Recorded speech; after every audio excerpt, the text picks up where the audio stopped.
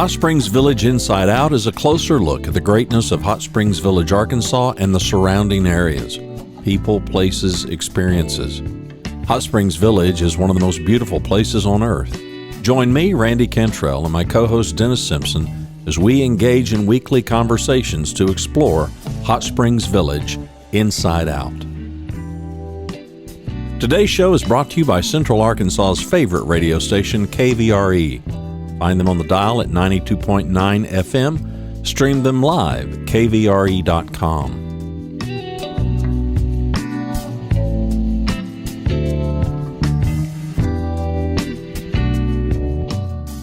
Today's show is brought to you by RE/MAX of Hot Springs Village.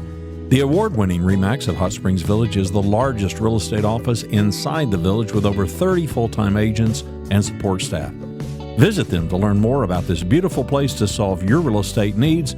Call them at 1-800-364-9007. Find them online at explorehsv.com. They are RE/MAX of Hot Springs Village at 1-800-364-9007 or online at explorehsv.com. HSV Inside Out is also brought to you by Ike Eisenhower State Farm. Ike and his award-winning team have been serving the insurance needs of folks all around Hot Springs Village since 1998.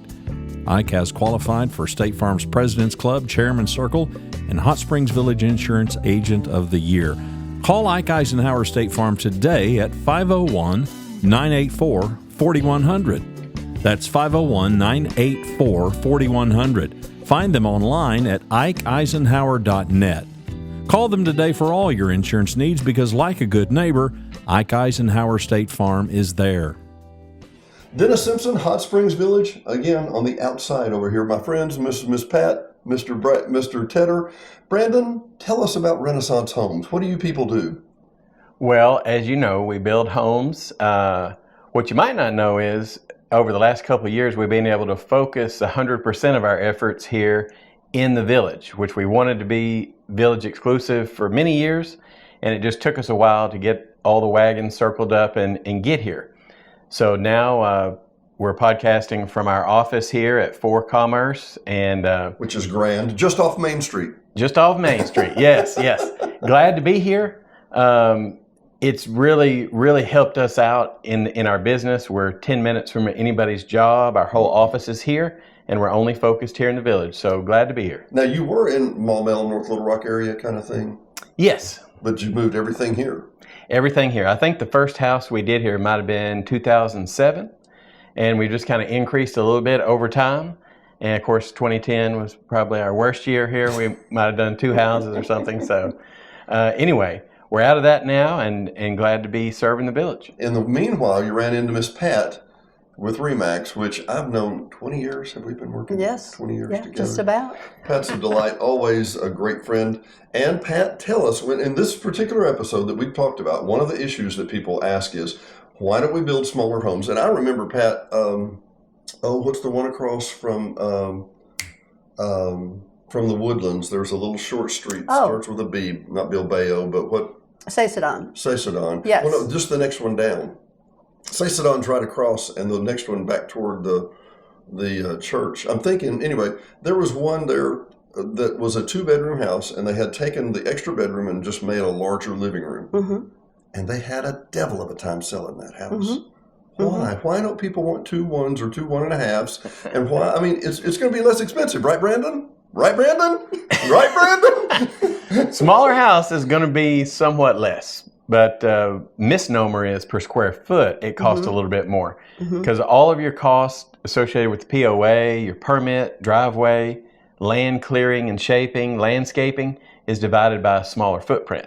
So sometimes we got to be a little careful if we're shopping by the square foot if we get too small. But the square foot doesn't matter, does it, Pat? Yes, it does. Yes, it does. I mean, people still want their at least 2 bedrooms, at least, and often a third.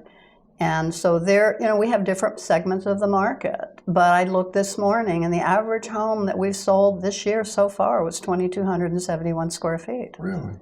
And Brandon, is that a national? I mean, I don't know. I don't know. I just know the village, and I don't know it that well. That's probably not too far off really from average. We have had several people ask about smaller homes. We do have kind of a line of smaller homes and some areas to focus those in the village that are under 2,000 square feet. And so I have gotten more response for a little bit smaller home to be in the mix there. Well, I had a lady tell me, I actually spoke, and it's odd because when somebody brings up a question, 5 other people have been wondering, right? Spoke to a lady yesterday about this exact same thing, and she said, oh, but the resale on a smaller home is better. And I'm like, is it? I'm not in a position to say. I would say it's more a function of the affordability. It's not so much that it's easier to sell from the square footage. It's the fact that it's going to be less expensive. Well, an area that comes to my mind, and for those that know the village and some of you that don't, Roller Coaster Hill, Minorca. From Minorca east and south of DeSoto, there's an area there of Palisandro's one of them. There's a half dozen little subdivisions in there, and those were all deeded as Cooper platted them out. They were as small as 1,000 or 1,200 square feet. Some places I couldn't buy a nice lot on Madeiras or on Granada Golf Course and say, okay, I'm going to build 1,000 square foot home. The plat doesn't, or the subdivision markings don't allow that, right, Brandon? True. In different areas, there'll be a square foot minimum. It could be 1,200, 1,500, depending on where you are there. And for people that don't know, there are 284 subdivisions in the village, each one of them having a different minimum home footprint. So, and Pat, we had talked just a little bit about this earlier, and you brought up a great point that when you build a smaller home, you're still going to have a kitchen. You're still going to have a bathroom. And Brandon, per percentage wise, building a bedroom, you said, would you call it open air? I think I actually said dead space. Airspace. Airspace. But I mean, when we see a home remodel show, they focus on the kitchen, they focus on the living room, they focus on the exterior, and then they go, bedrooms, because that's open space or dead space or whatever. To add another bedroom relatively cheap, to take one off really doesn't save that much. Is that fair? Doesn't really work that way. Yeah. There's a sliding scale back or forward. Really? So that space is less expensive because we're not engaging the plumber, we don't have cabinets and the granite. Right. And all of those things that make the kitchen and bathrooms really, really expensive. So by the same token, when you don't have them, it saves you a little bit. When you add one, it does add quite a bit if you're looking at it per square foot in that area. Well, let's be frank. I'm sorry, Brandon, I didn't mean to cut you off there, but I wanted to be frank. The reason we have Miss Pat here is because she sells many, many, many of your homes. Is that fair? She does. And let's go one step further. It's shooting fish in a barrel. You don't have to go in and Brandon cut a corner on the second layer of paint, but it's okay. No, that doesn't happen. I know. I've been blessed to be part of his team, and they provide such a great product for me to sell. So there's just not enough of them is the problem. Shooting fish in a barrel. Well, I do a lot of marketing. Yeah. But no, he has just a super reputation. So tell me about Sassadon. This is the area, if you're driving down DeSoto and you're going to the west, on the north is the Woodlands, and on the south is this row of beautiful little houses is there 10 of them? Is there 8 of them? 10. 10 homes in a whack. Now, in the village, that's kind of rare. But it's pretty convenient to build them, and they're not right on each other. You've left space between them and whatever. It's really nice. Right. What about those homes? How big were those, and what did they go for roughly? And they were 1,754 square feet. They were. Really? So not a huge home. No. Okay. No. Three bedrooms, 2 baths, open floor plan, quartz countertops. They were all brick, energy efficient, 2-car garage. GE appliances, stainless steel, and they all sold for $329,000. Wow! Did you have any problem in a 7% market or what? No. Really? No. We had talked to a couple of weeks ago. We did a Zoom interview with Jody Castleberry at Castleberry Builders. Great folks, do a wonderful job. And I was like, "Well, has the interest rates affected y'all?" And she was like, "No, we have all cash buyers for the most part because they're building custom. And while we've needed somebody to build spec in the village since Cooper left." In the middle 2000s. How do you plan on doing this, or is that one of your plans? I mean, did the Sassadon work out for you? It did. That was our low-cost offering for the village. They were a little bit different than our normal style. Right. Over in Pacifica Villas or Madeiras Gardens or other areas. The finishes are upgraded a little bit. Plans are a little bit different. I think that size range and maybe down a little bit may be something that people are actually looking for. Really? You say down in price, down in square feet? Square feet. Really? As small as 1,500 maybe? For sure. Really? Really? Okay, so as a guy who sells a lot of lots, where do you look for a lot? What are you looking for? I just want a flat lot. I just want a, what makes it easiest? Let me back up just a second and go to this. Our definition of unbuildable lot is a little bit different here. Yes. Ernie Deaton, one of the former engineers for Cooper, said he's in Kansas City, and the Kansas City people are telling him how there's an unbuildable lot. He's like, no, let me show you an unbuildable lot in Hot Springs Village, Right. Arkansas.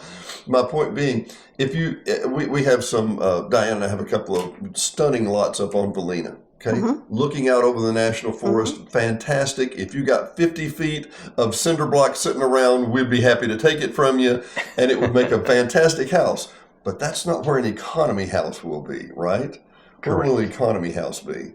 For function and the folks that are moving into those smaller homes, it could be a single person, somebody downsizing that perhaps already lives in the village. Yeah. A lot of times they're not going to be looking for steep driveways, stairs in and out. And so that kind of goes hand in hand with finding land and lots that are pretty forgiving, so you can have a slab that's closer to grade, and that makes it a little more economical for the homeowner and also more functional. Okay, well, let's talk about Pacifica just for a second. I know we're a little bit off topic, but so as I understand it, and I hope I'm not mistaken here, but you've picked up the Medeiros Gardens. Is that part of your project too? Yes. Okay, so garden homes. Pat, what's a garden home, and what's the difference between a standalone home, a smaller standalone home, and something like Medeiros Gardens? Well, typically, and I'll let Brandon chime in here, a garden home is in something like an HOA or I guess I should say an association. So no smaller maintenance. smaller footprint. You pay for the maintenance and a monthly fee,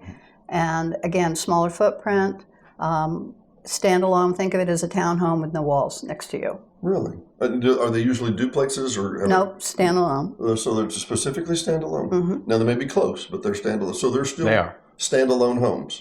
Yeah, they're single-family residences on smaller lots in Medeiros Gardens, and it's limited common property all the way around, so everybody's a member of that townhome association, and exterior maintenance is pretty well taken care of, and that's just a convenience, that some people are looking for. Wow. And so let me scale it here. From Renaissance Homes, I can call you and have you build me a custom home on Valina with a stunning view. Or I can scale that back and say, okay, I'll take one of your spec homes, or I could even go back to a garden home, right? Absolutely. And the square foot, the price per square foot on a garden home? It could be higher. Again, you've got all these fixed costs that you're spreading out over a smaller base. So moving to a smaller property may not be a function of just it's a lower price point as much as it's less to take care of. Somebody's going to mow the yard. Somebody's going to, it'll be a perfectly flat place to sit, so forth, right? Yes, and we've even had several villagers ask about long-term rental situations. They may be in a downsized situation and not want to purchase a home, take the equity out of their existing home, and just kind of know where they're going to be. Wow, this makes a whole lot of sense. So, for Hot Springs Village Inside Out, I'm Dennis Simpson, Miss Pat, Mr. Brandon. We'll see you next time. Thanks for watching and listening to Hot Springs Village Inside Out, a weekly podcast starring Hot Springs Village, Arkansas. Visit the website at hotspringsvillageinsideout.com.